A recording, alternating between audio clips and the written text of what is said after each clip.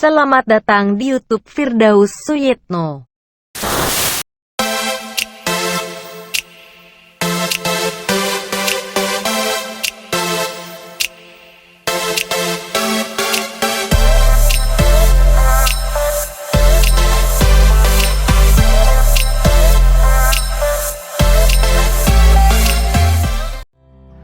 Assalamualaikum warahmatullahi wabarakatuh. Semangat pagi, siang, sore, dan malam. Apa kabar semuanya? Semoga selalu diberikan kesehatan dan keberkahan. Amin, amin ya robbal alamin. Berjumpa lagi di video penjelasan sejarah Indonesia. Mana dong semangatnya? Yuk tepuk tangan yuk.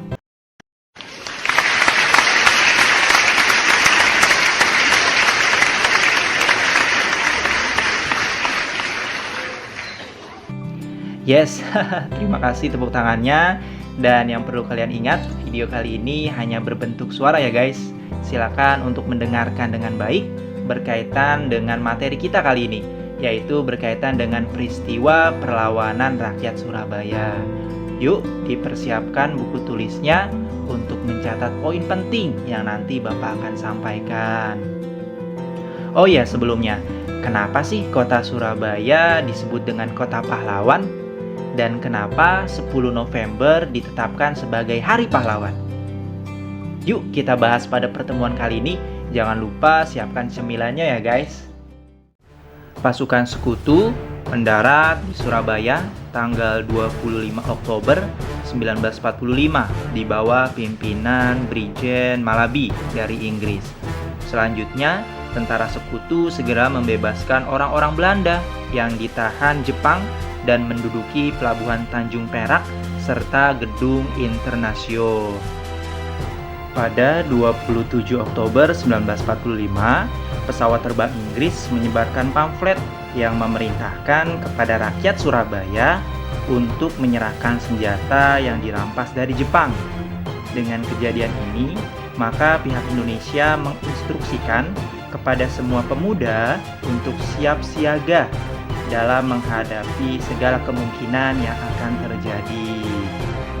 Selanjutnya, para pemuda Surabaya segera mengadakan perlawanan sehingga pecah bentrokan bersenjata secara sporadis di kota Surabaya sejak tanggal 28 Oktober 1945 sampai dengan tanggal 30 Oktober 1945.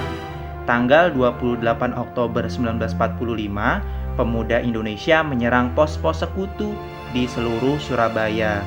Dalam pertempuran tersebut, pasukan Inggris dapat dipukul mundur. Selanjutnya, pada tanggal 29 Oktober 1945, Komando Sekutu menghubungi Presiden Soekarno untuk menyelamatkan pasukan Inggris agar tidak mengalami kehancuran total. Presiden Soekarno dan Jenderal Malabi mengadakan perundingan.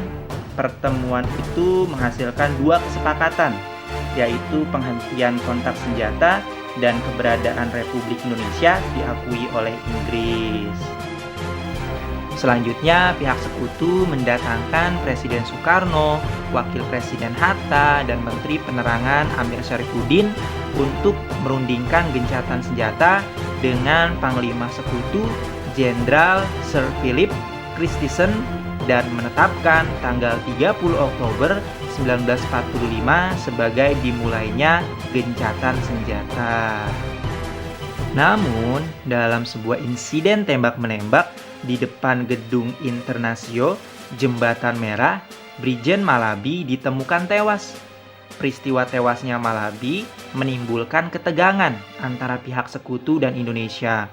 Oleh karena itu, pihak sekutu mengultimatum pihak tentara Indonesia dan para pemuda untuk menyerahkan diri selambat-lambatnya tanggal 10 November 1945 pada pukul 06.00 waktu Indonesia bagian Barat.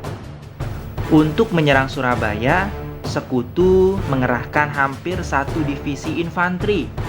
Inti kekuatan berada pada divisi India yang kelima. Jumlah pasukan sekutu hampir mencapai 15.000 orang.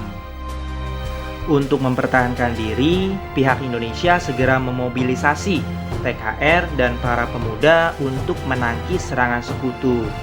semangat berkorban, para pemuda dan pasukan TKR semakin bergelora dengan adanya siaran radio yang menyiarkan pidato-pidato Bung Tomo yang membakar semangat pemuda dan pasukan TKR untuk mengusir penjajahan dengan semboyan Rawe-rawe rantas, malang-malang putung, yang artinya pantang menyerah menghadapi hambatan, tantangan, dan rintangan. Banyak korban yang jatuh dalam pertempuran dan menyebabkan kota Surabaya hancur. Akhirnya, setelah hari ke-20, pihak Indonesia mundur ke kota Mojokerto untuk menyusun kekuatan.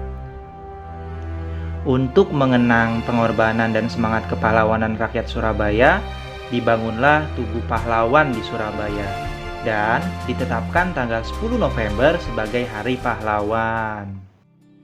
Nah, jadi kesimpulannya, kita sebagai generasi penerus bangsa harus menghargai jasa para pahlawan Indonesia yang telah berjuang untuk mempertahankan kemerdekaan Indonesia. Dengan cara apa?